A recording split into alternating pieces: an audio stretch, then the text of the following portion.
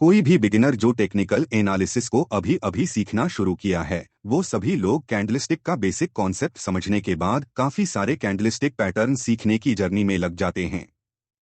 वो एक एक करके सभी कैंडलस्टिक पैटर्न जैसे doji, marubozu, bullish engulfing, bearish engulfing, morning star, evening star, hammer, shooting star, एक जैक्रा सीखता रहता है। ये सब कुछ सीखने के बाद रियल चार्ट में जाके ढूंढता रहता है और पैटर्न मिल जाने पर ज्यादातर टाइम वो पैटर्न का नाम और कैसे ट्रेड करता है वो भी भूल जाते हैं और फिर से पैटर्न को याद करने का जर्नी में लग जाते हैं और ये जर्नी साल बर साल चलता रहता है। तो आज के इस वीडियो में हम इसी प्रॉब्लम का सलूशन लेकर आए हैं। इसमें आप सीखोगे कैसे ये सब पैटर्न को याद किए बिना रियल चार्ट में आप इसको आइडेंटिफाई कर पाओगे और उस सिचुएशन में वो पैटर्न को ट्रेड करें या ना करें उसका डिसीजन भी ले पाओगे। तो वीडियो को लास्ट तक जरूर देखना। देखने के बाद आपको लगे कुछ नया सीखने को नहीं मिला तो वीडियो को जरूर डिसलाइक करके जाना। इस कॉन्सेप्ट को समझने के लिए हमें पहले का बेसिक फॉर्मेशन को थोड़ा देखना है। कोई कैंडल का ओपन नीचे और क्लोज ऊपर है तो उस कैंडल का कलर ग्रीन होता है और जनरली उसको कैंडल माना जाता है। सेकंड, जिस कैंडल का ओपन ऊपर और क्लोज नीचे होता है उसका कलर रेड होता है और जनरली उसको कैंडल माना जाता है। और हाई और लो इस डिस्टेंस को उस कैंडल का रेंज कहा जाता है। इतना बेसिक और आपको क्लियर है तो कोई भी कैंडल पैटर्न अगर आपके सामने बन रहा है तो अपने आप को हमेशा आप दो क्वेश्चन पूछोगे। फर्स्ट, उस कैंडल का टोटल रेंज के कंपैरिजन में उसका क्लोज कहां पर हो रहा है। सेकंड, उस कैंडल का साइज अपने प्रीवियस कुछ रिसेंट कैंडल का कंपैरिजन में कैसा है। तो फर्स्ट क्वेश्चन को हम पहले देख लेते हैं। इस क्वेश्चन का आंसर से आप जान पाओगे उस कैंडल में प्राइस को कंट्रोल किसने किया, बायर्स या सेलर्स। जैसे इस कैंडल में आप देख सकते हो प्राइस यहाँ पे ओपन हुआ और थोड़ा नीचे जाने के बाद हाई यहाँ पे बनाया और हाई के थोड़ा ही नीचे ये क्लोज कर गया तो कैंडल का टोटल रेंज के कंपैरिजन में क्लोज हुआ हाई के नजदीक। मतलब फर्स्ट क्वेश्चन का आंसर से हमें पता चल रहा है इस कैंडल में प्राइस को बायर ने कंट्रोल किया है क्योंकि इसका जो क्लोज है वो हाई के नजदीक है। अभी आप ये कैंडल को देखो, हो सकता है ये एक ग्रीन कैंडल मतलब बुलिश कैंडल, लेकिन टोटल रेंज के कंपैरिजन में अगर हम इसको देखें तो हम देख सकते हैं क्लोज हो रहा है टोटल रेंज के लो के आसपास। इसका मतलब इस कैंडल में प्राइस को कंट्रोल किया है सेलर्स। अभी आप ये दोनों कैंडल को देखो, इसमें एक बुलिश कैंडल और एक बेयरिश कैंडल, लेकिन दोनों ही अपने टोटल रेंज के कंपैरिजन में लगभग मिडिल पॉइंट के आसपास क्लोज किया है। मतलब इस कैंडल सेशन के दौरान न तो बायर्स और न सेलर्स प्राइस को कंट्रोल कर पाया, तो यहाँ पे एक इंडिसीजन टाइप का प्राइस एक्शन हुआ है। तो आप याद रखिए, कोई कैंडल स्टिक पैटर्न को अगर आप देख रहे हो और उसमें बाई डिसीजन ले रहे हो तो उसमें प्राइस बायर्स के कंट्रोल में होना चाहिए, और जब सेल डिसीजन ले रहे हो तो उस कैंडल में प्राइस सेलर के कंट्रोल में होना चाहिए।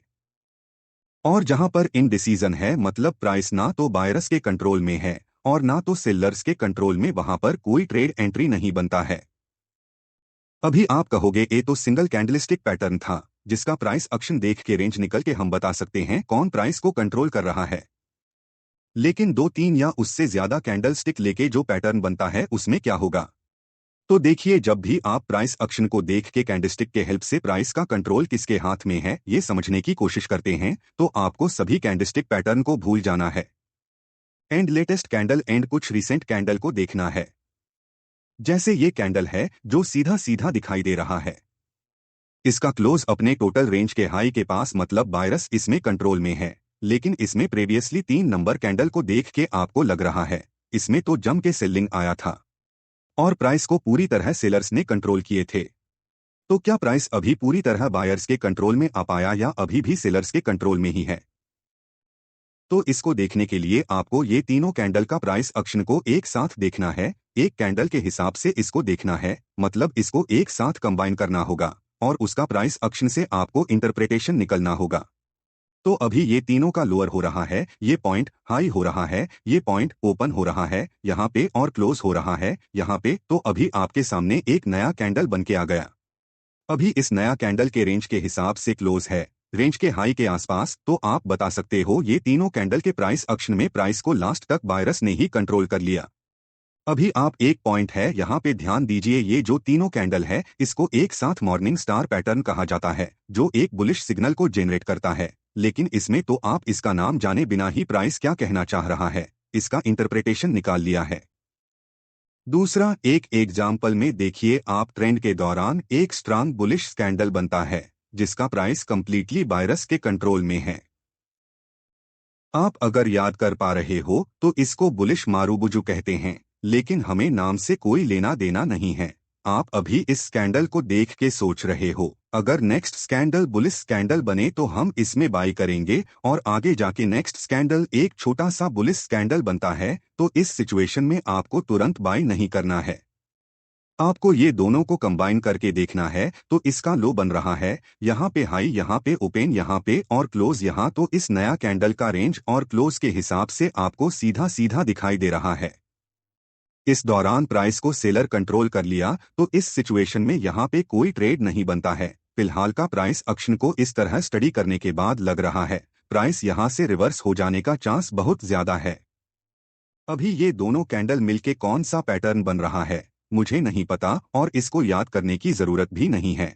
आप कैंडलस्टिक का प्राइस एक्शन को देख के बायर्स और सेलर्स का बिहेवियर को स्टडी करना जब सीख जाओगे तो कोई भी कैंडल पैटर्न को याद करने की कोई जरूरत नहीं होगी।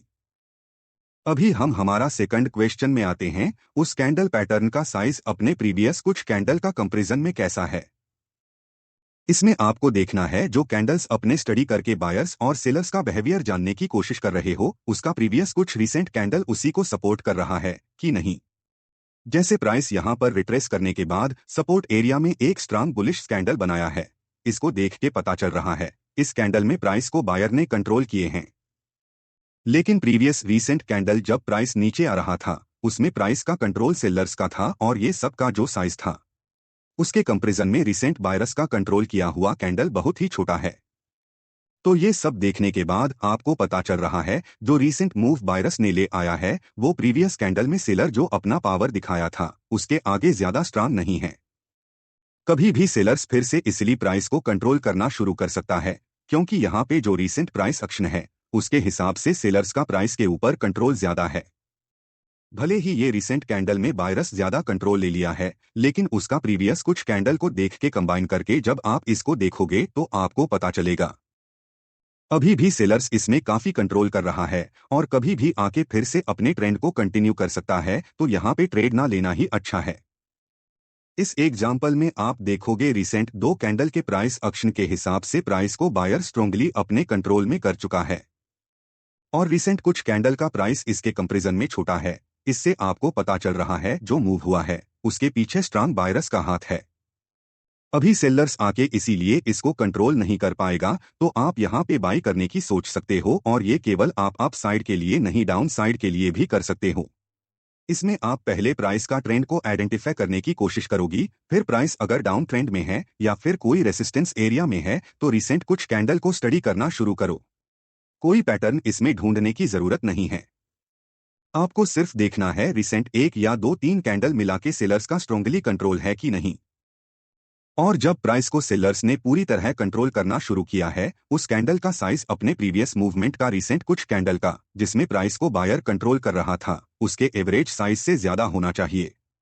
अगर ये सब इंफॉर्मेशन आपको मिल रहा है तो यहाँ पे आप शार्ट सेल कर सकते हो। तो जितना सारे कैंडलिस्टिक पैटर्न है उसका पीछे का साइकोलॉजी है, उस दौरान स्ट्रांगली प्राइस को कंट्रोल किसने कर रहा है, और उसी के अकॉर्डिंग आपको सभी कैंडलिस्टिक पैटर्न को सिखाया जाता है और एक ट्रेनिंग प्लान भी दिया जाता है। तो बस आप उस साइकोलॉजी को समझ लो और अपने हिसाब से कोई भी कैंडल को स्टडी करना शुरू करो। किसी का नाम याद रहने का कोई जरूरत नहीं है, और आज का वीडियो यहीं पे मैं समाप्त करूंगा। कुछ सीखने को ना मिला तो डिसलाइक कर देना, लेकिन अगर कुछ सीखने को मिला तो प्लीज एक लाइक करके हमें कमेंट सेक्शन में जरूर बताना वीडियो कैसे लगा।